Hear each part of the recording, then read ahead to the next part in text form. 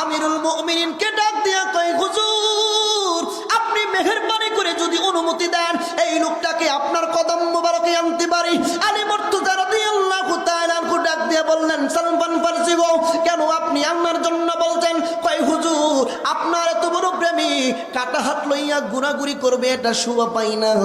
আলী রাদিয়াল্লাহু তাআলা আনহু বললেন, ঠিক আছে, ওই পাগলাটাকে আমি হযরতে আলীর কদম মোবারকে তাড়াতাড়ি নিয়ে আসো। হযরতে আলী মুর্তজা রাদিয়াল্লাহু তাআলা আনহু যেই মাত্র অনুমতি দিয়ে দিলেন রে আব্বু, অনুমতি দেওয়ার পরে সালমান ফারসি রাদিয়াল্লাহু তাআলা নিজ দায়িত্বে এই পাগলাটাকে হযরতে আহলে বায়াতের প্রেমিকটাকে হযরতে আলী মুর্তজা রাদিয়াল্লাহু তাআলা আনহুর কদম মোবারকে আনলেন। আনার পরে ডাক দিয়া কই, হুজুর আপনার কদম মোবারকে আবার ডাকলেন। আমি তো একবার অন্যায় করেছি, আপনি আমার হাতটা কেটে দিয়েছেন, আমি এর জন্য কোনো দুঃখিত না, আমি খুবই খুশি।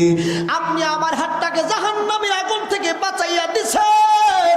আপনি আমার হাতটা জাহান্নামে পুরতো আমি কষ্ট পাইতাম, সেই কষ্ট থেকে আপনি বিতাড়িত করলেন। হুজুর আপনার প্রতি আমার কোনো মনের ভিতরে কষ্ট নাই। আলী ডাক দিয়া কই, পাগলা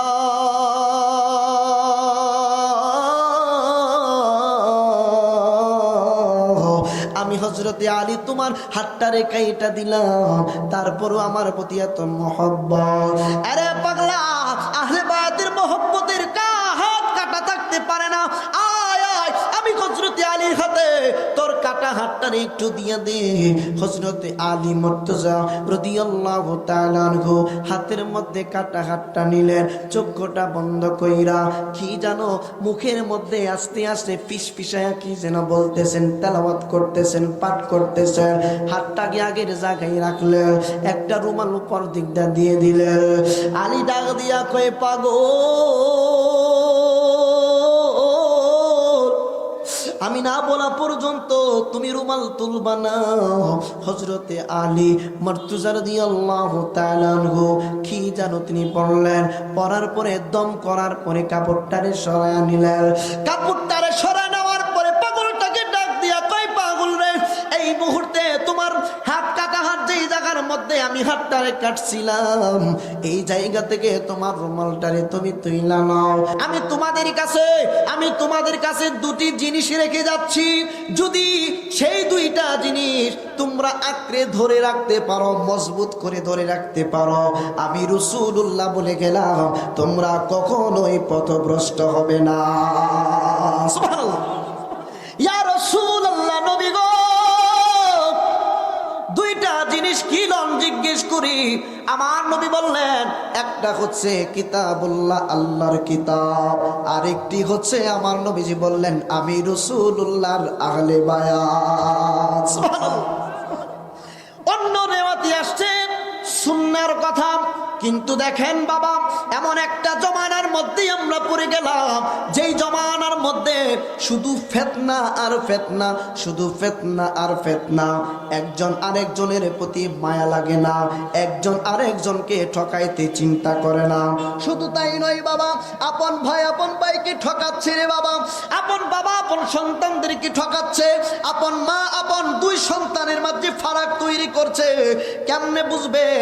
আজকে আমি বিকেল বেলা ইউটিউবের মধ্যে আমি একটু নজর দিলাম, দেখলাম এই যে গতকাল 2 দিন ধরে বিশাল আকৃতির ভূমিকম্প হচ্ছে, টের পাইছেননি?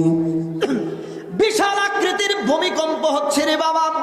আমি দেখলাম একটা দোকানের মধ্যে একটা বাবা তার সন্তানদেরকে লইয়া দোকানের ভিতরে কোনো একটা জিনিস বস্তু কেনার জন্য প্রবেশ করেছে। যেই মাত্র বিশালভাবে এই ভূমিকম্প শুরু হয়ে গেল। ভূমিকম্প শুরু হয়ে যাওয়ার পরে বাবা সন্তানকে রেখে নিজে বাহিরে চলে গেল। সন্তান মুদির দোকানের ভিতরেই পড়ে রইল। কিছুক্ষণের মধ্যে কয়েক সেকেন্ডের মধ্যে সন্তানটাও কাঁদতে কাঁদতে বাহিরে চলে গেল। দুনিয়ার মধ্যে ভূমিকম্প শুরু হয়ে যাওয়ার পরে বাবা সন্তানকে রেখে একা একা বাহিরে চলে যায়। সন্তানের দিকে বাবার কোনো খেয়াল নাই। এটা হলে বুঝতে হবে হাসরের ময়দানে এমন ভয়ানক অবস্থা হবে, সেই জায়গার মধ্যে আমাকে আপনাকে আমার বাবা মা পর্যন্ত ছেড়ে চলে যাবে। এই অবস্থায় যখন ছেড়ে চলে যায়, ওই সময় ছেড়ে চলে যাবে না? চলে যাবে কি না? এখন আসুন রে বাবা, ওই সময় মানুষের হুঁশ থাকবে না রে বাবা। কেন আহলে বায়াতের কথা বলছি? সুনানুন নাসাই শরীফের হাদিসের মধ্যে আসছে, অন্যান্য কিতাবের মধ্যে আসছে, নবীজির আহলে বায়াতগণ যারা, শুধু তাই নয়, আল্লাহর ওলিগণ যারা হাসরের ময়দানে জাহান্নামের মধ্যে যে মাত্র জাহান্নামীরা চলে যাবে, জাহান্নামে চলে যাওয়ার পরে আল্লাহর ওলিগণ জাহান্নামে প্রবেশ করে মুমিন ওই গুনাহগার বান্দাদের হাতে ধরে ধরে টেনে টেনে জাহান্নাম থেকে জান্নাতে পৌঁছে দিবে। আমার বন্ধুরা, বাবারা, আহলে বায়াতকে ভালোবাসতে হবে। আমার নবী, আপনার নবীজি ডাক দিয়ে বললেন, সাহাবীরা রে, এই ইমাম হাসান এবং হুসাইনকে যারা ভালোবাসবে, আমি রাসূলুল্লাহকে ভালোবাসা হয়ে যাবে। ওমান আবগাদাহুমা ফাকাদ আবগাদানি, আমার হাসান হুসাইনকে যারা কষ্ট দিবে, তারা যেন আমি রাসূলুল্লাহকে কষ্ট দিবে। আমার হাসান হুসাইনকে যারা কষ্ট দিল, আমি রাসূলুল্লাহকে কষ্ট দিল। কারণ আহলে বায়াতগণের অন্তর এত সূক্ষ্ম, আহলে বায়াতগণের অন্তর এত মসৃণ, এত পরিষ্কার রে বাবা।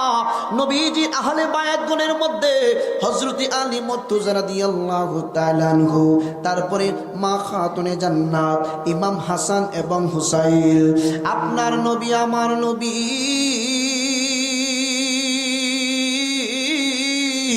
রহমাতুল লিল আলামিন, নবীজির কন্যা বাসার মধ্যে তিনি অবস্থান করছেন। হঠাৎ কইরা ইমাম হাসান এবং হুসাইন অসুস্থ হয়ে গেছে রে আব্বু। অসুস্থ হয়ে যাওয়ার পরে হযরতে মা খাতুনে জান্নাতের চোখের পানি অসুর ঝরছে, এই যে চোখের পানি জড়জড়ায়া চোখ থেকে পড়তেছে। আমার নবী, আপনার নবীজির কন্যা খাতুনে জান্নাত তিনি চিন্তা করলেন, আমার দুই সন্তানকে যদি আমার আল্লাহ সুস্থতা দান করেন, তাহলে আমরা 3টা রোজা রাখব। আম্মাজান খাতুনে জান্নাত হযরতে আলী মুর্তজা রাদিয়াল্লাহু তাআলা এবং ওনাদের একজন বাদী ছিলেন। কিতাবের নাম সাওয়াইকুল মুহরিকা, লিখেছেন ইবনু হাজার হাইতামি রাহমাতুল্লাহি আলাইহি। কিতাবের নামটা বলে দিলাম বাবা। ওই বাদীর নাম ছিল হযরতে ফিদ্দা রাদিয়াল্লাহু তাআলা আনহা। আহলে বায়াতগণের মন এবং মস্তিষ্ক কেমন ছিল রে বাবা? খাতুনে জান্নাত 3টা রোজা মান্নত করলেন, মালিক আমার সন্তানগুলাকে যদি তুমি সুস্থ করে দাও, তাহলে 3টা রোজা রাখবো। সকলে মিলে মিশে রোজা রাখা শুরু করে দিলেন। যেদিন রোজা রাখলেন, সন্ধ্যাবেলা ইফতার করার জন্য কোনো কিছুই ঘরের মধ্যে ব্যবস্থা নাই, আর আমাদের ঘরের মধ্যে খাবারের কোনো অভাব নাই। খাতুনে জান্নাতের ঘরের মধ্যে কিছু নাই। ফাতেমা ডাক দিয়া বললেন, স্বামী গো, স্বামী, আপনি মেহেরবানি করে সন্ধ্যা বেলায় ইফতার করার জন্য যদি কোনো ব্যবস্থা করতেন। খাতুনে জান্নাতের কথা শুই না হযরতে আলী ডাক দিয়া কই, ফাতেমা, ঘরের মধ্যে কিছু নাই, ঠিক আছে, অপেক্ষা করো। হযরতে আলী রাদিয়াল্লাহু তাআলা আনহু তিনি চলে গেলেন একটা ইহুদির বাড়ির মধ্যে। ইহুদির বাড়ির মধ্যে যাইয়া এইবার হযরতে আলী ডাক দিয়া বললেন, শামাউন রে, আমারে কিছু তুমি জব দিবা, আটা দিবা, রুটি তৈয়ার করে ইফতার করার জন্য। পরবর্তীতে তোমারে আমার এটার মূল্য পরিশোধ কইরা দিব। হযরতে আলী মুর্তজা রাদিয়াল্লাহু তাআলা আনহু কিছু জব দিল। কিছু জব দেওয়ার পরে হযরতে আলী খাতুনে জান্নাতের কাছে যেই মাত্র এনে দিলেন, 5টা রুটি তৈয়ার করলেন রে বাবা। 5 জনের জন্য 5টা রুটি। ইমাম হাসান, ইমাম হুসাইন, হযরতে ফিদ্দা রাদিয়াল্লাহু তাআলা আনহা এবং আলী এবং ফাতেমা, মোট 5 জনের জন্য 5টা রুটি তৈয়ার করলেন। রুটি তৈয়ার করার পরে রে আব্বু, সন্ধ্যা বেলা যে মাত্র ইফতার করবেন, একটা মিসকিন আইসা ডাক দিয়া কই, আম্মা,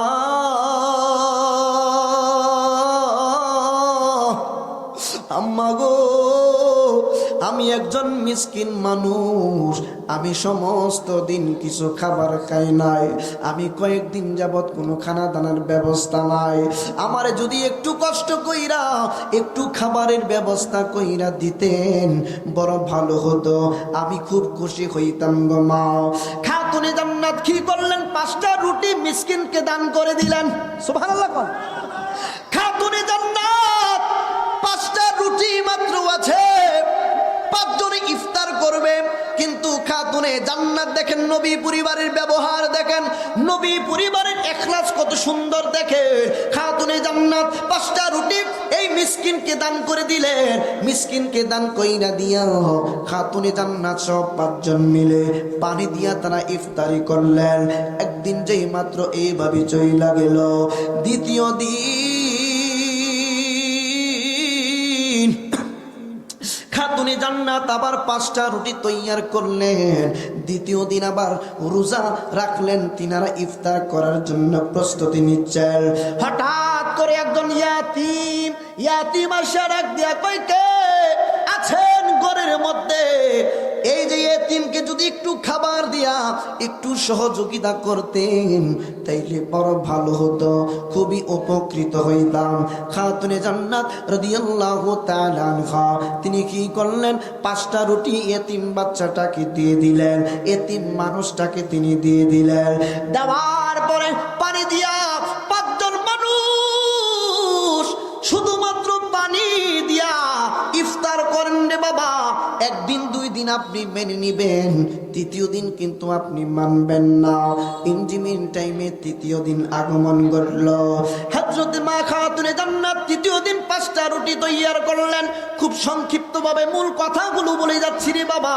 খাতুনে জান্নাত দেখেন ওয়াসিরা কোরআনের ভাষায় একজন বন্দি লোক আসলো, বন্দি লোক আইসা ডাক দিয়া কই, ফাতেমা গো, আমি অনেক দিন ধরে উপোস, কোনো কিছু খাবার খাইতে পারি না, মেহেরবানি করে যদি একটু খাবারের ব্যবস্থা করে দিতেন। খাতুনে জান্নাত পরের দিন পর্যন্ত 5টা রুটি দান করে দিলেন। চতুর্থ দিন 3 দিন পর্যন্ত কোনো মানুষ যদি অনাহারে পইরা থাকে তার তো শরীর দুর্বল হয়ে পড়বে, সে তো শারীরিকভাবে দুর্বল হয়ে পড়বে। খাতুনে জান্নাতের মুখের মধ্যে খানা নাই, মুখের মধ্যে শুধু পানির ব্যবস্থা আছে। ইমাম হাসান হুসাইনের মুখের মধ্যে শুধু পানির ব্যবস্থা আছে, রুটির ব্যবস্থা নাই রে বাবা। হযরত শেরে খুদা আলী মুর্তজা রাদিয়াল্লাহু তাআলা আনহু শুধু পানি পান কইরা রোজা রাখলেন। ইনজিমিন টাইমে চতুর্থ দিন আমার নবী ফাতেমার বাড়ি আগমন করছে। আয়েশা দেখে খাতুনে জান্নাত হেলতেছে দুলতেছে, ক্ষুধার যন্ত্রণায় মানুষের যেমন হয় তারা দুর্বল হইয়া পড়ছে। আপনার নবী আমার নবীজি রহমাতুল লিল আলামিন নবীজি সান্ত্বনা দিলেন আহলে বায়াতদের ব্যাপারে। আমার আল্লাহ খুশি হয়ে গেলেন। আমার রব্বুল আলামিন খুশি হয়ে যাওয়ার পরে গো আমার রব্বুল আলামিন পবিত্র কুরআনুল কারীমের মধ্যে আমার আল্লাহ কুরআনের আয়াত নাজিল করে দিলেন। আমার আল্লাহ বললেন, নবী পরিবার ভুক্ত অভুক্ত মানে কি বলে, ক্ষুধা থাকা সত্ত্বেও খাবার দান করে দেয়। কাদেরকে? মিসকিনকে, ইয়াতিমকে এবং বন্দীদেরকে। একবার জুড়ে বলা যাবে কি সুবহানাল্লাহ? আরো জোরে বলুন সুবহানাল্লাহ। ওই আহলে বায়াতগণকে কষ্ট দেওয়া যাবে না রে বাবা। আমি দেখলাম হাদিস মুবারকের মধ্যে আমার নবী আপনার নবীজির হাদিস মুবারক, কেউ যদি খানায় কাবার মধ্যে নামাজ পড়ে সারা জীবন, কেউ যদি খানায় কাবার মধ্যে থেকে থেকে রোজা আদায় করে সারা জীবন, কেউ যদি খানায় কাবার চতুর্দিকে সারাটা জীবন সেজদায় পড়ে জীবনটা কাটাইয়া দেয়, কিন্তু তার অন্তরের মধ্যে যদি আহলে বায়াতের বিদ্বেষ থাকে, আহলে বায়াতের প্রতি ঘৃণা থাকে, আহলে বায়াতের প্রতি দুশমনী থাকে, আল্লাহর কসম করে বলে যায় তার রোজা সমস্ত রোজা বরবাদ হয়ে যাবে। কাবা ঘরের সামনে যত রাকাত নামাজ আদায় করছে আমার আল্লাহ এক ওয়াক্ত নামাজও কবুল করবেন না। আমার বন্ধুরা বাবারা, কেন বললাম রে বাবা আহলে বায়াতগণকে কষ্ট দিলে কি হবে দেখেন। একটা মেসাল দিচ্ছি রে আব্বু, আহলে বায়াতগণকে কেন কষ্ট দিবেন না? আহলে বায়াতগণকে কেন আপনি আমি ভালোবাসতে হবে? আহলে বায়াতগণকে ভালোবাসলে আমার আল্লাহ হাসরের ময়দানে আমাকে আপনাকে জান্নাতে যাওয়ার ব্যবস্থা করে দিবেন। আমার নবী, আপনার নবীজি ইমাম হাসান এবং হুসাইন রাদিয়াল্লাহু তাআলা আনহুমা জান্নাতের যুবকদের সরদার। আমার নবী বললেন আমার হাসান এবং হুসাইন দুইজন জান্নাতের যুবকদের সরদার। এখন আপনাদেরকে আমি বুঝাইয়া দিচ্ছি, আজকে যে জামানার ফিতনার জামানার মধ্যে পড়লাম রে বাবা, মুক্তাসার কিছু কথা না বললেই নয়। আজকে দেখবেন মোবাইলের মধ্যে অ্যাপস বের হয়েছে, কুরআনের অ্যাপস। কুরআন মোবাইলের মধ্যে পড়া যায়। কুরআন মোবাইল থেকে অর্থ পরে পরে মানুষকে অনেক গুমরাহ করছে, ফতোয়া দিচ্ছে। মোবাইলের মধ্যে বুখারী শরীফ, মুসলিম শরীফ, তিরমিজি শরীফ, আবু দাউদ শরীফ, নাসাই শরীফ, ইবনু মাজাহ শরীফ, মুস্তাদরিক লিল হাকিম, এইরকম অসংখ্য হাদিসের কিতাব ডাউনলোড করে করে আমাকে আপনাকে পথভ্রষ্ট করতেছে। এখন বলবেন ও জয়নগরী হুজুর, কুরআন তো মহান রব্বুল আলামিনের কালাম, এটা পড়লে পথভ্রষ্ট হব কেন? অবশ্যই পথভ্রষ্ট হবেন। আগে বুঝেন, তারপরে আপনি জবাব দিবেন। আপনার এক্সাম্পল, বুকের ডান পাশে এই হাড়ের নিচে যদি আপনার প্রচন্ড ব্যথা হয়ে যায়, আপনি কি করবেন? একটা মনোযোগ দিয়ে শোনেন।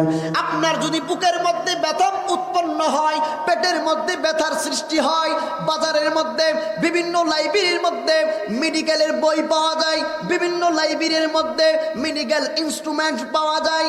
আপনি মেডিকেল লাইব্রেরি থেকে মেডিকেলের কিতাব আপনি কিনে আনবেন, মেডিকেলের ইনস্ট্রুমেন্ট আপনি কিনে আনবেন, মেডিকেলের বই পড়ে পড়ে আপনি নিজে নিজে আপনার চিকিৎসা আপনি করতে পারবেন নি? কথা বলেন, পারবেন? আপনার পেটে ব্যথা, বইয়ের মধ্যে লেখা আছে যে পেটে ব্যথা হইলে এই ওষুধ, বলেন তো মেডিকেল এর কিতাব বা বই পড়ে আপনি আপনার চিকিৎসা করতে পারবেন? পারবেন? পারবেন না। কেন? এইভাবে চিকিৎসা করলে আপনি মারা যাবেন। কি যাবেন? মারা যাবেন। এখন এখন আপনার যদি মাথা ব্যথা করে, আপনি শারীরিকভাবে যদি অসুস্থ হয়ে যান, আপনাকে আমি বলবো MBBS পাশ করার জন্য যত বই আছে সমস্ত বই আপনাকে আমি দিয়ে দিলাম, সমস্ত কিতাব আপনাকে দিয়ে দিলাম। আপনি নিজে নিজে পরে পরে আপনার ট্রিটমেন্ট করেন, চিকিৎসা করেন। আপনি যেমনি করে নিজের চিকিৎসা নিজে বই পড়ে পড়ে করতে পারবেন না, ঠিক তেমনি ভাবে কুরআন থেকে সরাসরি অর্থ দেখে দেখে আপনার ইসলামিক জিন্দেগি আপনি আদায় করতে পারবেন না। কেন পারবেন না জানেননি? কারণ হচ্ছে কুরআনের কোন হুকুম আপনি জানেন না। কুরআনের কোন আয়াতটা কিসের জন্য নাজিল হয়েছে আপনি বুঝেন না। কুরআনের ফাহাম কোন পদ্ধতিতে আপনি নিবেন, কোন আয়াত দ্বারা আমার আল্লাহ কোনটার হুকুম বুঝাইছে, কোনটা না আছে, কোনটা মানসুখ, আমি আপনি সাধারণ মানুষগুলা বুঝি না। এই জন্য কুরআন বুঝতে গেলে হক্কানি আলেম মুফাসসিরের কাছে যেতে হবে। আপনি যেমন অসুস্থ হইলে ডাক্তারের কাছে যেতে হয়, ঠিক তদ্রূপভাবে আপনি যদি অসুস্থ হয়ে যান, আপনি অসুস্থ হয়ে যাওয়ার পরে MBBS এর কাছে আপনাকে যেতে হয়।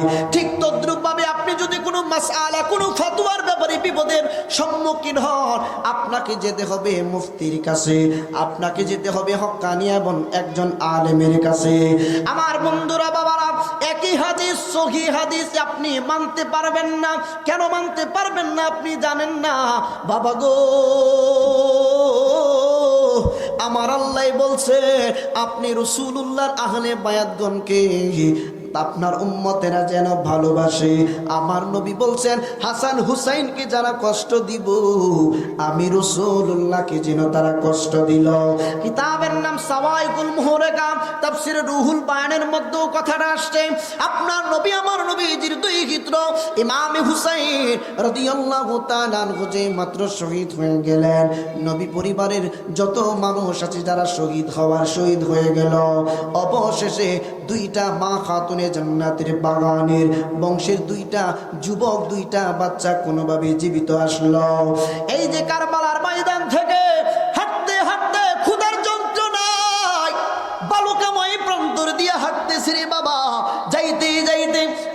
আশেপাশের কিছু এলাকা ছিল, ওই এলাকা আমিয়া গ্রাম শহর অন্যান্য এলাকা ছিল। একটা গ্রামের ভিতরে যে মাত্র ঢুকলো রে আব্বু, ঢুকার পরে একজন চৌধুরীর ভারী ছিল।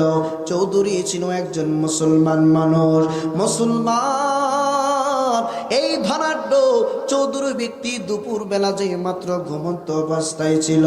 বাচ্চা দুটি চিন্তা করলো, আমরা প্রচন্ড ক্ষুধার্ত, জায়গা নাই কোনো জায়গায় যাওয়ার। ইনজিমিন টাইমে দুইটা যুবক এই চৌধুরী সাহেবের বারান্দার মধ্যে গিয়ে বসে রইল আর কান্দে, হাই হাই রে, আমাদের মা বাবাকে শহীদ করে ফেলছে, আমরা নবী পরিবার হারাইলাম, মা বাবা হারাইলাম। এই দুইটা সন্তান হাউমাউ করে কান্না করছে। একজন ভাই আর একজন ভাইকে জড়িয়ে ধরে কাঁদতেছে। হঠাৎ কইরা চৌধুরী ধনাঢ্য মুসলিম ব্যক্তিটার ঘুম ভেঙে গেল।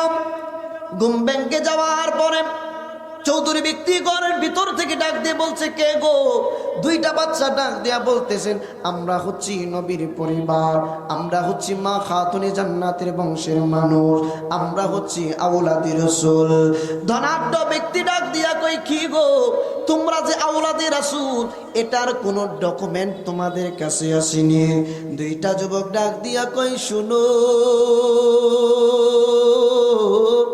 আমরা যে আওলাদি রাসূল এটার ডকুমেন্ট আমরা কোত্থেকে দিব? আমরা নিতান্তই ছোট মানুষ, আমাদের কাছে কোনো ডকুমেন্ট নাই, কোনো প্রমাণাদি নাই। এনজিমিন টাইমে চৌধুরী সাহেব বলল, যেহেতু ডকুমেন্ট না হয়, আমার বাড়ি থেকে তোমরা দূরে সরে যাও, আমার বারান্দা থেকে তোমরা অন্য দিকে চলে যাও। নবীর পরিবারের দুইটা বাচ্চা ডাক দিয়া কই, ওগো মহাশয়, আমাদের যাওয়ার কোনো জায়গা নাই, আমাদেরকে তাড়িয়ে দিবেন না।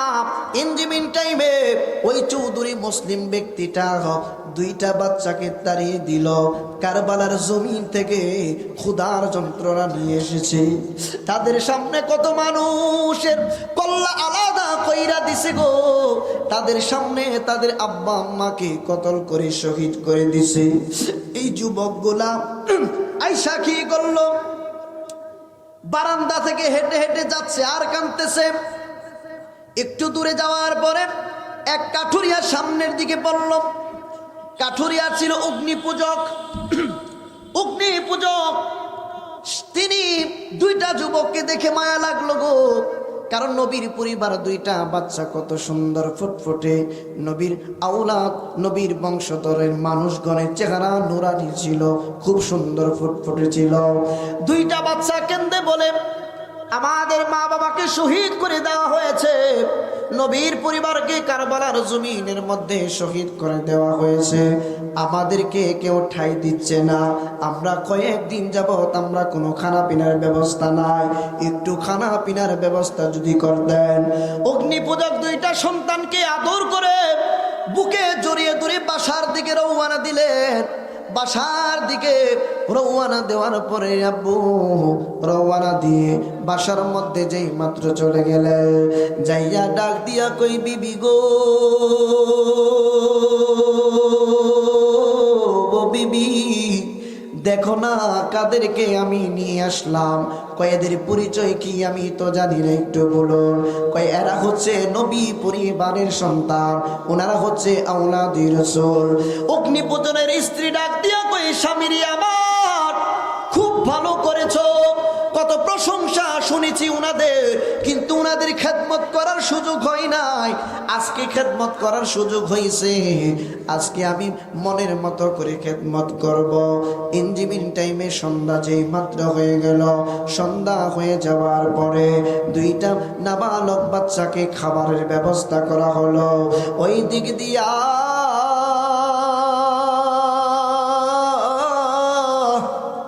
রাত্রিবেলা ধনাঢ্য ব্যক্তি ঘুমের ঘরে যে মাত্র চইলা গেছে, যাওয়ার পরে দেখতেছেন হাসরের ময়দান কায়েম হয়ে গেছে, কিয়ামত হয়ে গেছে, হাসরের ময়দান কায়েম হয়ে গেছে।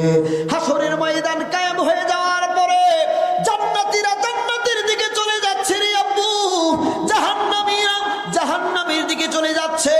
ধনাঢ্য ব্যক্তি দেখতেছে কিছু ফেরেশতা এসে জাহান্নামে শিকল দিয়ে তাকে বেঁধে টেনে টেনে শেষরাইয়া জাহান্নামের দিকে যেই মাত্র নিয়ে যাচ্ছে, আমার নবী আপনার নবীজি দেখলেন ওই চৌধুরী ব্যক্তিটা বলতেছেন, আমি দেখতে পেলাম নূরের নবীর চেহারা মুবারক।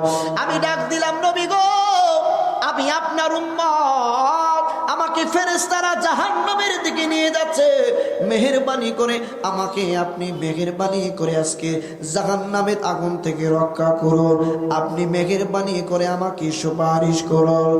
আমার নবী আপনার নবী বললেন, রে মুসলিম, তুমি যে মুসলমান দাবি করছো, আমি রাসূলুল্লাহর উম্মত তুমি দাবি করছো, তুমি যে আমি রাসূলুল্লাহর উম্মত, আজকে কোনো তোমার কাছে ডকুমেন্ট আসেনি। আল্লাহু আকবার। আমার উম্মত যে তুমি, তোমার কোনো ডকুমেন্ট তোমার কাছে আসেনি গো নবী গো, আমার কাছে আপনি রাসূলুল্লাহর উম্মত এটা প্রমাণ করার জন্য কোনো ডকুমেন্ট নাই। ইয়া রাসূলুল্লাহ, নবী গো, আমার কাছে কোনো ডকুমেন্ট নাই, আমাকে একটু মেহেরবানি করে বাঁচান। আমার নবী ডাক দিয়া কয়, চৌধুরী মুসলিম, তুমি যে তোমার কদমে তোমার বাড়ির বারান্দার মধ্যে আমার বাগানের দুইটা সন্তান গিয়েছিল, তারা পরিচয় দিয়েছিল আমি রাসূলুল্লাহর আওলাদ, তারা আওলাদি রাসূল, তাদের কাছে তুমি আমি রাসূলুল্লাহর আওলাদ হওয়ার পিছনে তুমি ডকুমেন্ট দলিল চাইছিলা, তোমার খেয়াল করো তোমার মনে আসেনি। আল্লাহু আকবার। ইনজিবিন টাইমে তার হঠাৎ করে ঘুম ভেঙে গেল, আল্লাহ পাকের ইচ্ছা এইভাবে হবে। ঘুমটা যেই মাত্র ভেঙে গেছে, সকালবেলা 1000 দিনার নিয়ে দুইটা বাচ্চাকে খুঁজতে অগ্নি পূজারকের বাড়ির দিকে যেই মাত্র দুইটা সন্তানকে দেখলো, দেখার পরে অগ্নি পূজককে গিয়ে বলল, ভাই রে, তোমাকে আমি 1000 দিনার আমি দিয়ে দিচ্ছি, বিনিময়ে নবীর পরিবারে দুইটা কুচি বাচ্চাকে আমাকে দিয়ে দাও। অগ্নি পূজক লোকটা ডাক দিয়া বললেন, ভাই গো, 1000 দিনারের বিনিময়ে আমি তোমার কাছে জান্নাত বিক্রি করতে পারবো না। সুবহানাল্লাহ। তোমার কাছে জান্নাত আমি বিক্রি করতে পারবো না। কই কি বলছো তুমি, কি বুঝাতে চাচ্ছ? কই তুমি যে রাত্রিবেলা স্বপ্ন দেখেছো, আমার নবী আপনার নবী তোমাকে যে জিজ্ঞেস করেছিল হাসরের ময়দানে, আমি রাসূলুল্লাহর উম্মত, তুমি এটার কোনো ডকুমেন্ট আছে কিনা? তুমি যে স্বপ্ন দেখেছো, আমরা সেই স্বপ্নের কথা জানি। কয় কেমনে জানো? কয় তুমি যে স্বপ্ন দেখেছো, আজকে রাত্রিবেলা আহলে বায়াতের মহব্বতে আহলে বায়াতগণকে সেবা করার পরে যেই মাত্র আমি আমার স্ত্রী সাথে সাথে ঘরের মধ্যে ঘুমিয়ে গেলাম, ঘুমানোর পরে রে বাবা, ঘুমানোর পরে আমি দেখলাম রহমাতুল লিল আলামিন নবীজি স্বপ্ন যুগে আমাদেরকে দিদার দিয়ে দিছে। নবী আয়েশা ডাক দিয়া কই, পাগল, আমি রাসূলুল্লাহর বাগানের দুইটা ফুল, দুইটা সন্তানকে বড় মোহব্বত করার কারণে রে বাবা, আমি রাসূলুল্লাহর থাকতে পারি নাই, আমি তোমাকে দিদার দেওয়ার জন্য আসছি। ওই অগ্নি পূজক লোকটা ডাক দিয়া কই, নবী গো, আপনার চেহারা মুবারক এত সুন্দর, আপনি রাসূলুল্লাহ এত সুন্দর, আপনি রাসূলুল্লাহর কথাবার্তা এত সুন্দর, আপনি রাসূলুল্লাহর কণ্ঠ মুবারক এত সুন্দর। ইয়া রাসূলুল্লাহ, নবী গো, যেই আহলে বায়াতের মহব্বত করলে, যেই আহলে বায়াতের খেদমত করলে, আপনি রাসূলুল্লাহ স্বয়ং আমাদের দেখা দিয়ে দেন। ইয়া রাসূলুল্লাহ, নবী গো, আর দেরি করবেন না, আমাদেরকে তাড়াতাড়ি মুসলমান বানাইয়া দেন। আরেকটা বর্ণনা এসেছে রে বাবা, হাসরের ময়দানে তাদেরকে মুসলমান বানিয়েছিল। অন্য একটা রওয়ায়াতে আমার নবী আপনার নবীজি ঘুম থেকে যে মাত্র স্বপ্ন যুগ থেকে আমার নবী আপনার নবীজি চইলা গেছে, লোকটা কাঁদতে কাঁদতে বেহুশ হয়ে যাওয়ার মতো। গো মায়ার নবী গো, তুমি প্রেম শেখায়া কোথায় লোকাইলা বলো, ও গো মায়ার তুমি প্রেম শেখায়া লোকাইলা। আমরা কেমনে যাব তোমার কাছে নবী, কেমনে যাব কাছে নবী, স্বপ্নে এসে বলো না তুমি প্রেম শেখায়া লোকাইলা। বলুন ও গো মায়ার নবী গো, তুমি প্রেম শেখায়া। অগ্নিপূজক ডাক দিয়া কয়, মুসলমান শুনো, তুমি যে বলছো 1000 দিনারের বিনিময়ে 2টা সন্তানকে নিয়ে যাইবা, কিন্তু 1000 দিনারের বিনিময়ে আমি 2টা জান্নাত বিক্রি করতে পারবো না। ইনজিমিন টাইমে তার বিবি যেই মাত্র আসলো, কয় রাত্রিবেলা স্বপ্ন যুগে আমাকে আমার স্ত্রীকে আমার নবী শুভ সংবাদ দিয়েছেন এবং আমাদেরকে জান্নাতের শুভ সংবাদ দিয়েছেন। সুবহানাল্লাহ। নবী পরিবারের প্রতি মহব্বত, ইশক আপনার যদি থাকে, একটা এক্সাম্পল দেই, অসুবিধা হবে? ফাঁকে ফাঁকে কিছু বিষয় বুঝবো। আমার নবী বলেছেন যে আমার নবী বলেন আমার উম্মতের মধ্যে 73টা কাতার হবে। বনি ইসরাইলের মধ্যে 72টা কাতার, আমার উম্মতের মধ্যে 73টা কাতার। কুল্লুহুম ফিন্নার, প্রত্যেকটা দলই জাহান্নামে যাবে, ইল্লা মিল্লাতান ওয়াহিদা, একটা দল ব্যতীত। আমি প্রত্যেকটা বিষয়ে এবার টানছি না, সময়ের ব্যাপার। একটা দল ব্যতীত। আমার নবী বলছেন, সাহাবারা জিজ্ঞেস করলেন ইয়া রাসূলুল্লাহ, তাদের পরিচয়? আমার নবী বলছেন, মা আনা আলাইহি ওয়া আসহাবি। সুবহানাল্লাহ। এখানে একটা তাত্ত্বিক কথা আছে, এই জন্য আমি টানলাম কথাটা। আমার নবী বলছেন, মা আনা আলাইহি, আমার মত পথ, আমার সাহাবীদের পথ এবং মতের উপরে যারা থাকবে তারাই হবে ওই একটা দল যারা জান্নাতে যাবে। সুবহানাল্লাহ। প্রশ্ন আসতে পারে, তাহলে নবীর আহলে বায়াতগণের এত মর্যাদা যদি হয়, তাহলে নবীর আহলে বায়াতের কথা নবীজি কেন বলেন না? আসতে পারে না? আসতে পারে কিনা বুঝবেন। আমার নবী কি বলেছেন? মা আনা আলাইহি, আমি রাসূলুল্লাহর পথ মত, ও আসহাবি, আমি রাসূলুল্লাহর সাহাবারা, আমি রাসূলুল্লাহর সাহাবা কেরাম। নবীজির আহলে বায়াতগণ এর মধ্যে হযরতে আলী মুর্তজা রাদিয়াল্লাহু তাআলা আনহু, মা খাতুনে জান্নাত, ইমাম হাসান এবং হুসাইন, ঠিক না বাবা? এখন আমাকে বলেন, হযরতে আলী মুর্তজা রাদিয়াল্লাহু তাআলা আনহু উনি আহলে বায়াতের একজন, কিন্তু পাশাপাশি নবীজির সাহাবী। সুবহানাল্লাহ। তো আমার নবী বলছেন, আমি এবং আমার সাহাবীর মত এবং পথের উপরে যারা থাকবে, তো আমার রাসূল বলছেন আমার সাহাবীদের মত পথ, তাহলে ইমাম হাসান হুসাইন এবং হযরতে আলী মা খাতুনে জান্নাত, ওনারা কি সাহাবী না? ওনারা কি সাহাবী না? তো নতুন করে সাহাবীদের ভিতরে তো ওনারা পড়ে গেছেন, সাহাবীদের ভিতরে ওনারা, ওনাদের এক্সট্রা আবার মর্যাদা হচ্ছে নবীর পরিবার। সুবহানাল্লাহ। কথা বুঝতেছেন? এখন বুঝেন, আকীদা যদি আপনার নষ্ট থাকে, আকীদা যদি আপনার নষ্ট থাকে, তাহলে আপনার ঈমান আমল করে ফায়দা নাই। যদি আকীদা বিশুদ্ধ থাকে, আমল কম থাকলেও জান্নাতে যাওয়ার চান্স 100%। সুবহানাল্লাহ।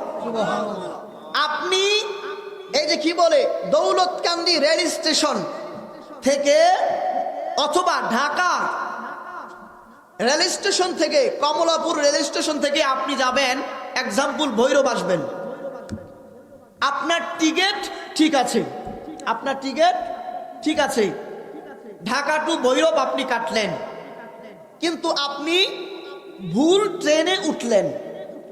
উঠার কথা মহানগর এক্সপ্রেস, আপনি উঠলেন বরিশাল এক্সপ্রেস। আপনি কোথায় যাবেন, ভৈরব না বরিশাল? কথা খুব বুঝবেন, সব আওয়াজ না, কিছু অন্য কথাও বলা লাগবে। আপনি টিকিট ঠিক আছে, আপনার উদ্দেশ্য ঠিক আছে, কিন্তু আপনি উঠে ফেললেন কোথায়, ভুলে, কিভাবে, ভুলবশত উঠে ফেললেন বরিশাল এক্সপ্রেস। আপনি কি ভৈরব আসবেন নাকি বরিশাল যাবেন? কিন্তু টিকিট আসেনি, আছে। আপনার উদ্দেশ্য ঠিক আছে নি? আছে। ভুল ট্রেনে উঠার কারণে এই টিকিটের কোনো মূল্য নাই। কথা বুঝতেছেন? ঠিক তদ্রুপ আপনার টিকিট ধরেন ভুল, টিকিট কাটলেন বরিশাল এক্সপ্রেস, বুঝবেন কথা। যদি আপনার টিকিট না থাকে, টিকিট ছাড়াই আপনি গাড়িতে উঠে যান, কিন্তু সঠিক গাড়িতে উঠছেন, আপনার উদ্দেশ্য কমলাপুর থেকে Bhairab bus stand rail station, আপনার উদ্দেশ্য ঠিক, আপনি সঠিক ট্রেনে উঠছেন, কিন্তু টিকিট নাই, টিকিটে একটু ঝামেলা আছে, আপনি অবৈধ, ঠিক না? আপনি উঠলেন, বলেন তো আপনি কি ভৈরব আসতে পারবেন না? টিটি এসে ধরলে জরিমানা করবে, একটু পানিশমেন্ট দিবে, একটু পানিশমেন্ট দেওয়ার পরে আপনার গন্তব্যে আপনি ঠিকই পৌঁছে যাবেন। ঠিক তদ্রুপ আপনার যদি আকীদা ঠিক থাকে, আহলে বায়াতের মহব্বত থাকে, আউলিয়া কেরামের মহব্বত থাকে, আপনার টিকিট আমলে গন্ডগোল থাকতে পারে, কিন্তু আহলে বায়াতের নৌকায় যদি উঠে পড়েন, তাহলে আপনার গন্ডগোল থাকলেও ওই গন্ডগোল পেরিয়ে আপনাকে আহলে বায়াতগণের ওসিলায় আল্লাহ জান্নাতে পৌঁছে দিবে।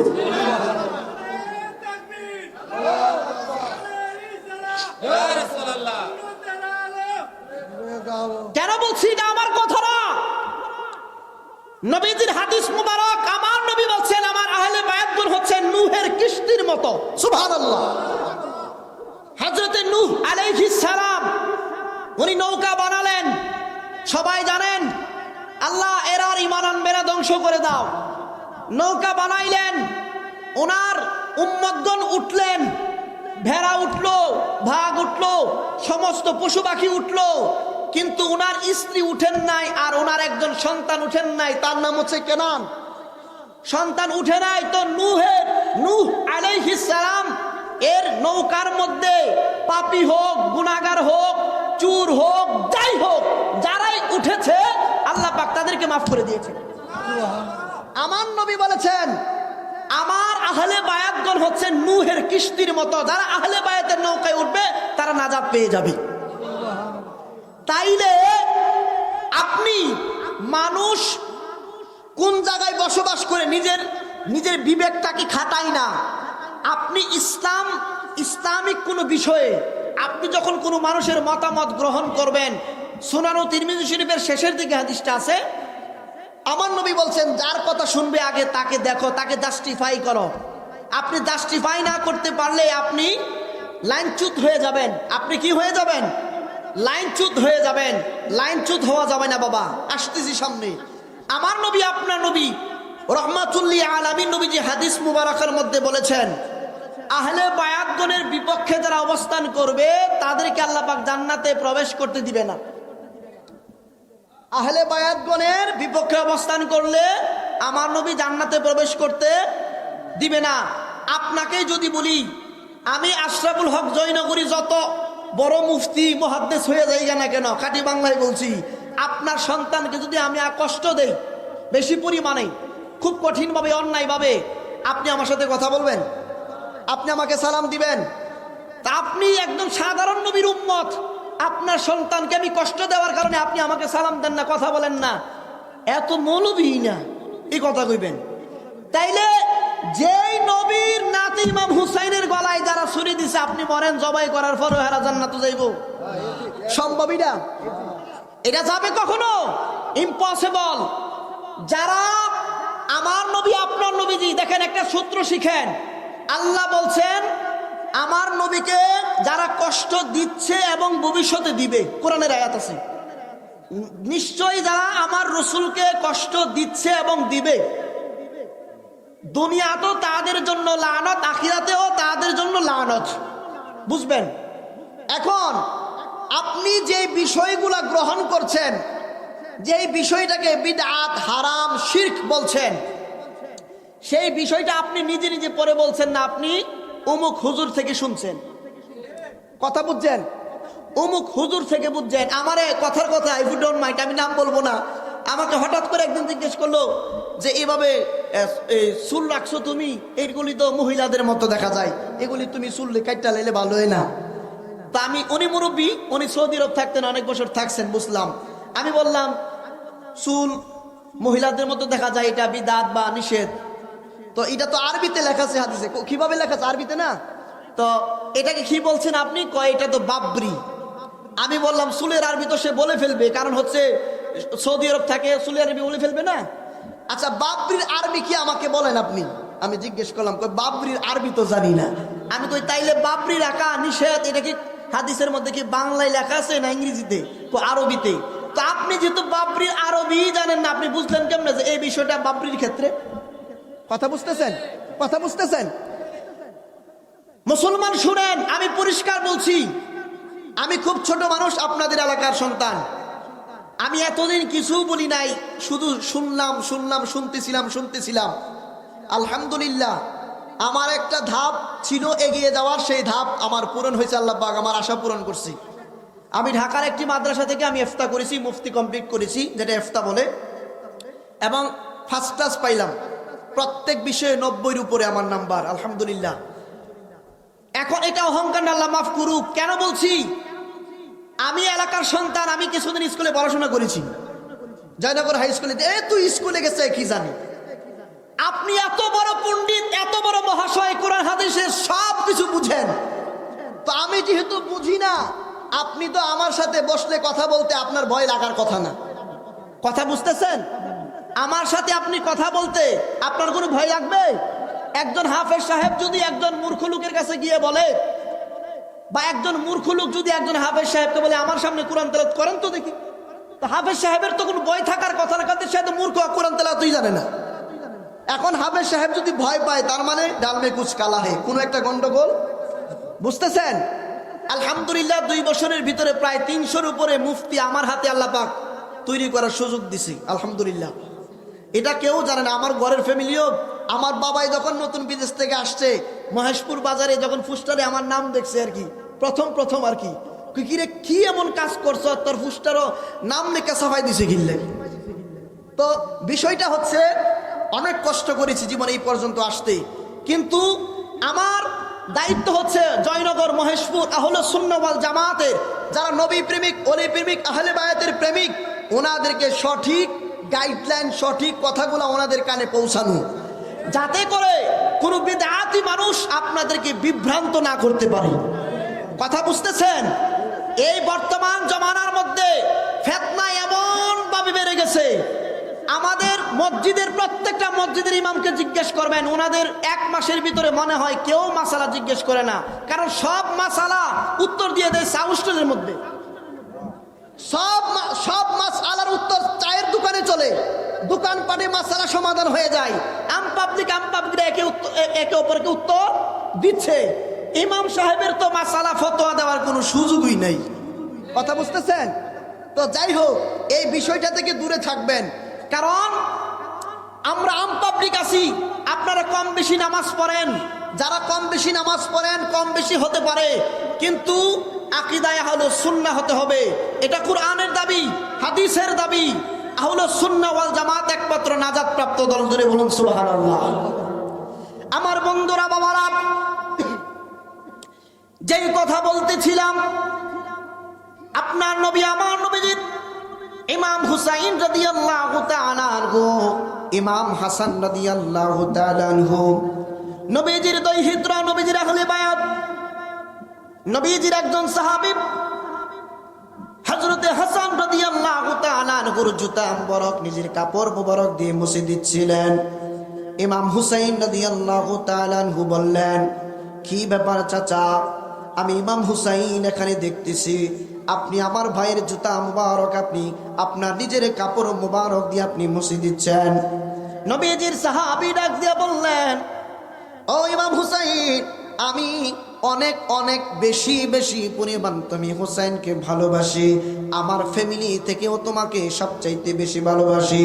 তোমার বাবা, তোমার মা, আহলে বায়াতগণকে বড় বেশি ভালোবাসি গো।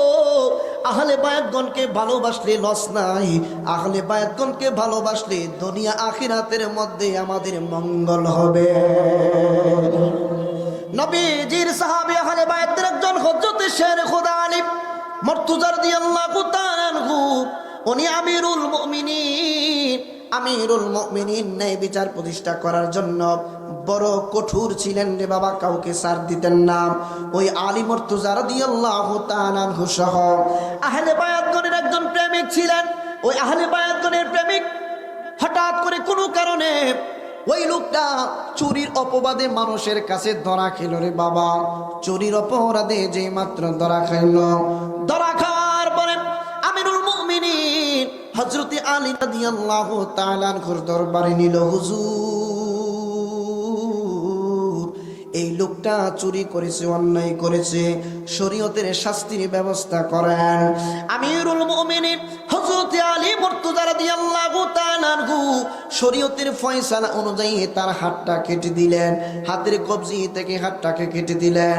হাতটা কেটে দেওয়ার পরে ফিনকি দিয়ে রক্ত ঝরছে রে বাবা। ফিনকি দিয়ে রক্ত ঝরার পরে এই লোকটা কাঁদতে কাঁদতে কাঁদতে কাঁদতে বাড়ির দিকে রওনা হয়ে গেল। যেই মাত্র এই যে বাড়ি এবং হযরত আলী রাদিয়াল্লাহু তাআলা আনহু দরবার থেকে মাঝামাঝি পথ মতান্তরে ওনার বাড়ির দিকে যেই মাত্র পৌঁছে গেলেন, ওনার সঙ্গে দেখা হইল নবীজির একজন প্রবীণ সাহাবী, যার নাম হচ্ছে হযরতে সালমান ফারসি রাদিয়াল্লাহু তাআলা। অন্য আরেকজন সাহাবী ছিলেন, জিজ্ঞেস করলেন কি ব্যাপার, তোমার হাত থেকে রক্ত ঝরছে কেন, তোমার হাতটা কেন কাটা দেখা যায়? এই লোকটা ডাক দিয়ে বললেন, আমি অন্যায় করেছি, চুরি করেছি। আমিরুল মুমিনিন আমার হাতটাকে কেটে জাহান্নামের আগুন থেকে আমাকে তিনি রক্ষা করেছেন। জাহান্নামের আগুনে আমি জ্বলতাম, জাহান্নামের আগুন থেকে আমার হাতটাকে রক্ষা করেছেন। শরীয়তের ফয়সালা তিনি আমার হাতটাকে কেটে দিয়েছেন।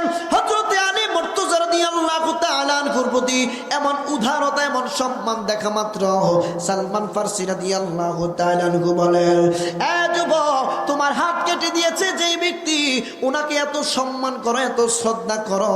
কই হুজুর, আমি এত সম্মান করি, শ্রদ্ধা করি, ওনাকে শুধু নয় পুরা আহলে বায়াতকে আমার জীবনের চাইতে আমি বড় ভালোবাসি।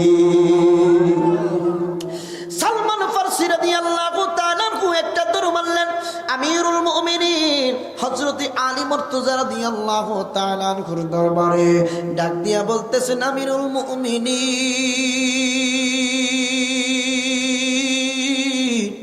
আপনি কিছুক্ষণ পূর্বে চুরির অপরাধে যার হাত আপনি কেটে দিলেন, এই লোকটাকে আপনি হাত কাটার পরেও আপনার প্রতি এত শ্রদ্ধা, এত মহব্বত, আহলে বায়াতের অন্তর, আহলে বায়াতের মহব্বতে ভরা তার অন্তর, আহলে বায়াত গণের প্রতি তার এত সম্মান, আমি দেখে হতবাক হইয়া গেছি গো আমিরুল মুমিনিন।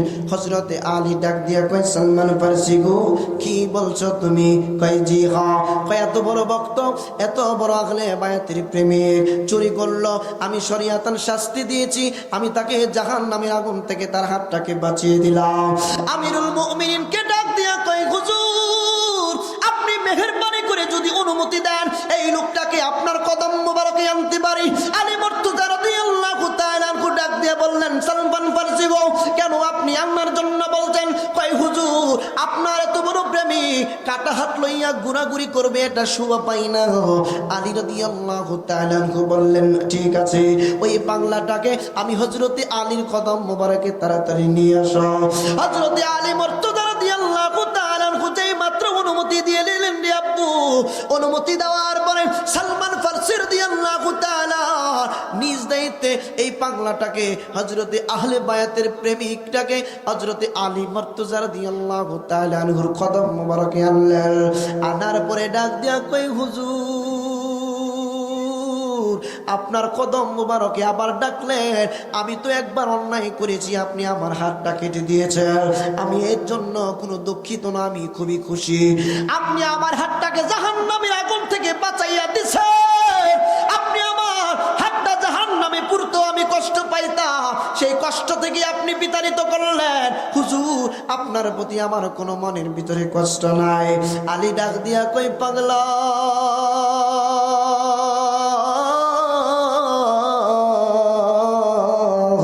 আমি হযরতে আলী তোমার হাতটারে কাইটা দিলাম, তারপরও আমার প্রতি এত মহব্বত।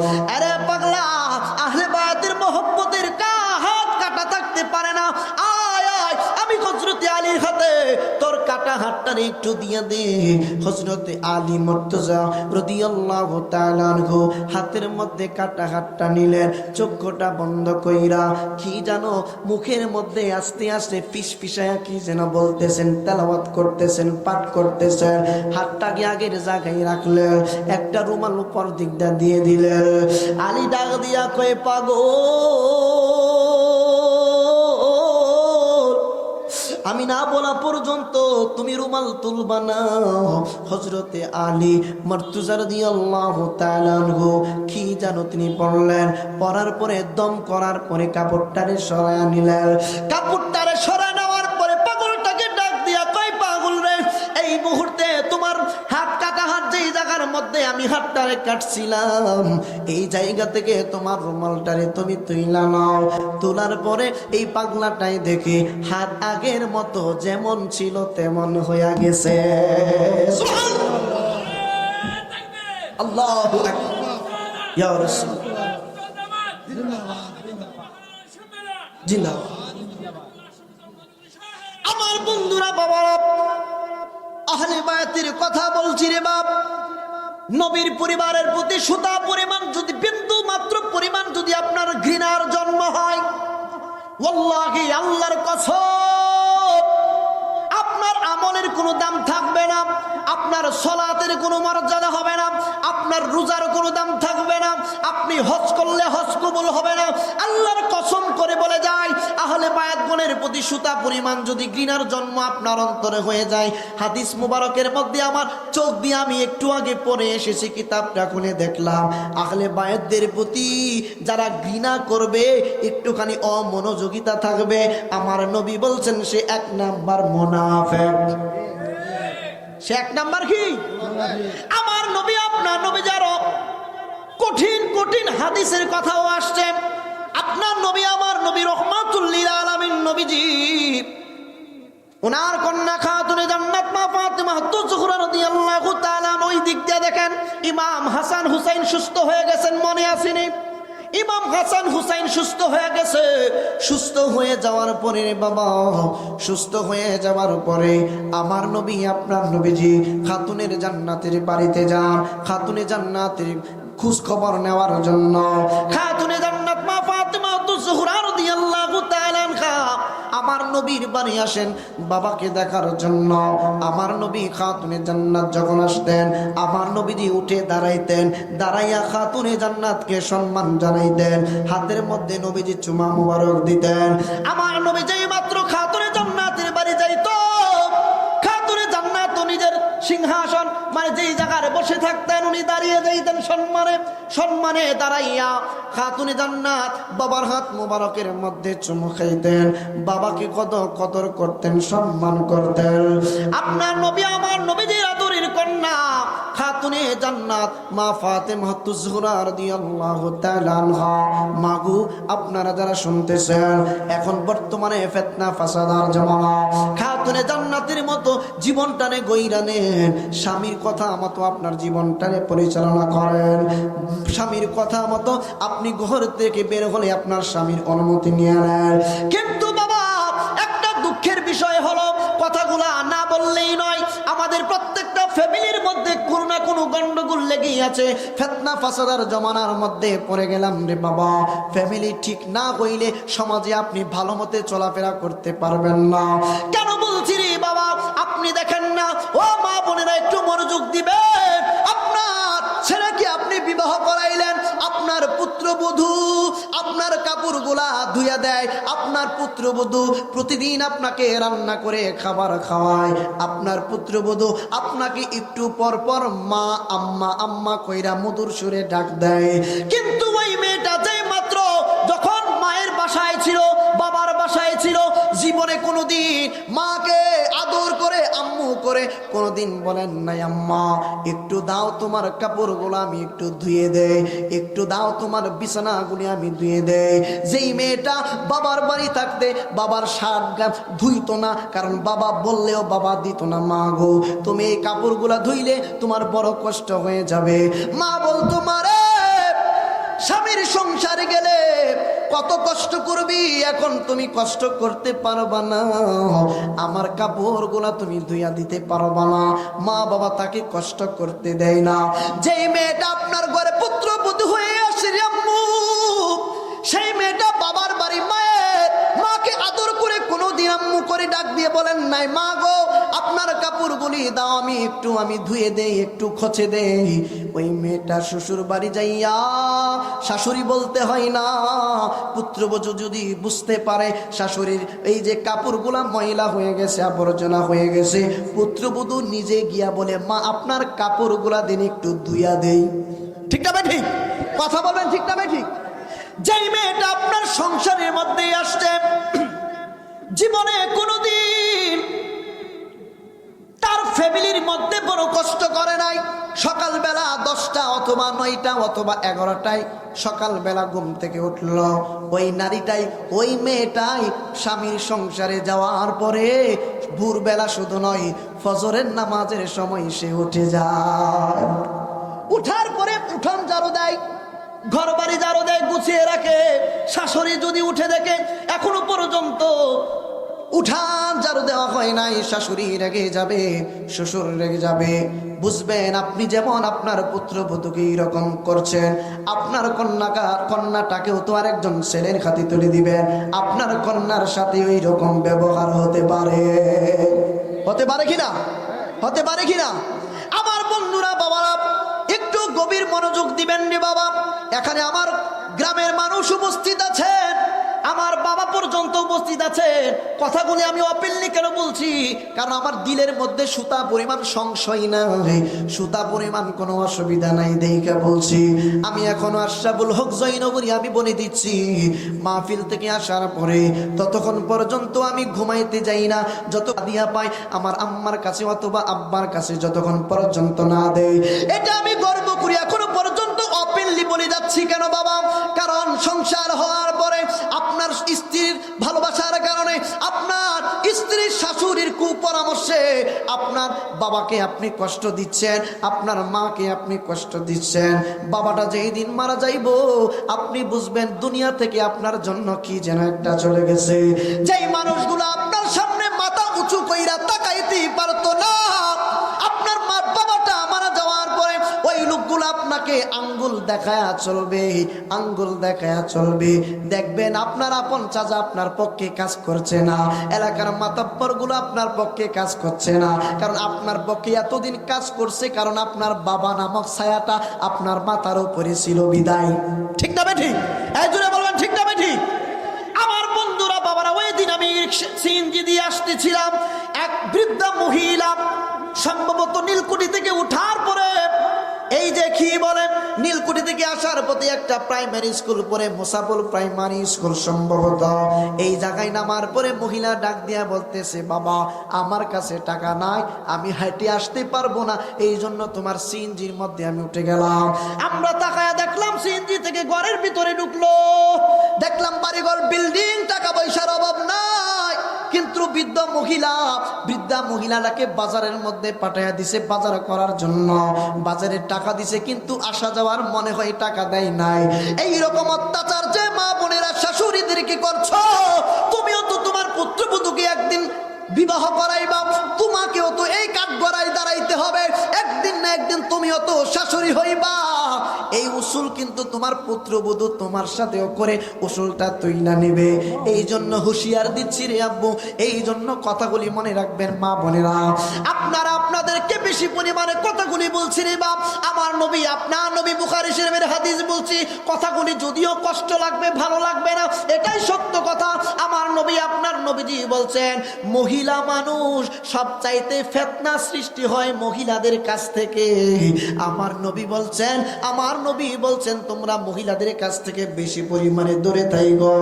আমার বন্ধুরা, বাবারা, মা খাতুনে জান্নাত, মা ফাতেমাতুজ জোহরা রাদিয়াল্লাহু তাআলা আনহা কত সুন্দর একজন রমণী, খাতুনে জান্নাতের একটা পশম পর্যন্ত পৃথিবীর কোনো মানুষ দেখতে পারে না।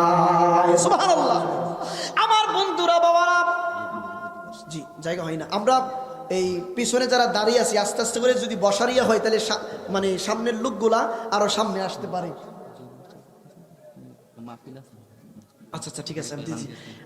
আজকের মাহফিলে যিনি প্রধান আলোচক, আমার উস্তাদ সমতুল্য মুফতি মোহাম্মদ আলাউদ্দিন জিহাদি হুজুর কেবলা, উনি কিছুক্ষণের মধ্যে চলে আসতেছেন। আমরা একটু আস্তে আস্তে করে যদি সামনের দিকে আসি ভালো হবে। একটু জিকির করে আর সামনের দিকে আগে একটু আল্লাহ আল্লাহ আল্লাহ মোহাম্মদ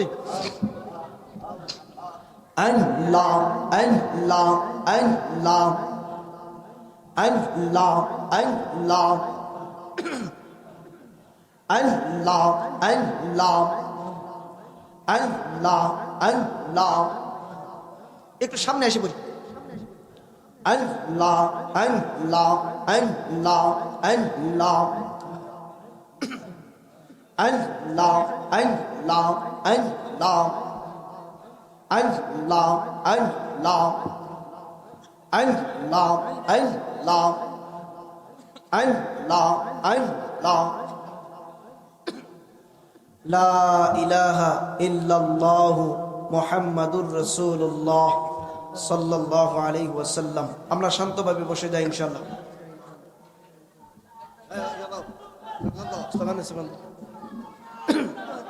নারে তাকবীর, আল্লাহু নারে রিসালাত, প্রধান বক্তার আগমন, মহেশপুরের পক্ষ থেকে, মাহফিল কমিটির পক্ষ থেকে নারে তাকবীর,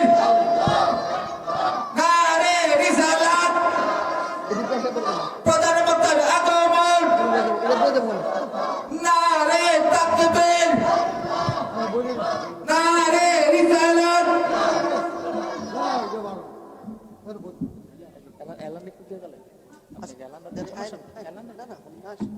কেমন লাগে না? আচ্ছা আচ্ছা,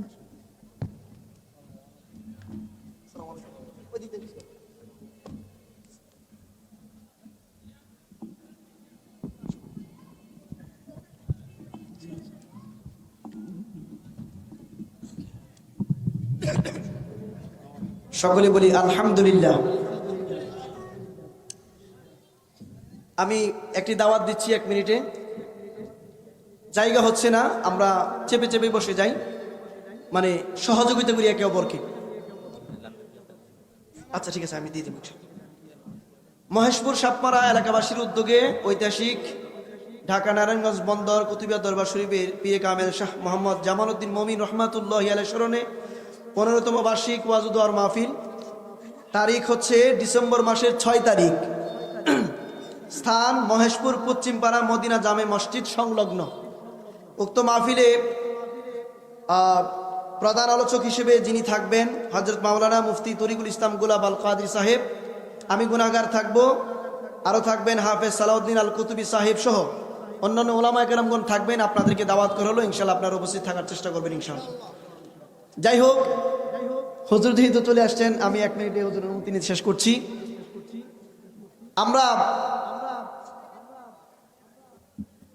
এমন একটা জমানায় আসছি, যেই জমানার প্রতিটা সময় শুধু ফিতনা আর ফিতনা। আপনি যেই কোনো বিষয়ে আপনি কথা বলতে যান, কথা শুনতে যান, কাজ করতে যান, সেই প্রত্যেকটা বিষয়ের মধ্যেই ফিতনা লাগিয়ে রেখেছে এক আলেম নামে জালেম, একদল আলেম নামে জালেম। কারণ হচ্ছে আগে তো নামাজ পড়তাম, এখন নামাজের মধ্যেও গন্ডগোল লাগাই দিছে, নামাজের মধ্যেও গন্ডগোল লাগাই দিছে। প্রত্যেকটা বিষয়ে আপনি ওই যে কি বলে, মৃত মানুষ মারা গেলে দোয়া নিয়ে, খাবার নিয়ে, ইত্যাদি নিয়ে কত গন্ডগোল কোলাহল চলে। জি, এই বিষয়গুলো থেকে আপনারা দূরে থাকবেন, এই ফিতনাগুলি থেকে দূরে থাকবেন, ঠিক আছে? বাড়াবাড়ির কোনো দরকার নাই। আপনার ভালো না লাগলে আপনি এখানে যাবেন না, কিন্তু আপনি ইচ্ছাকৃতভাবে এটাকে বিদআত বলতে যাবেন না, এটা আলেমদের বিষয়।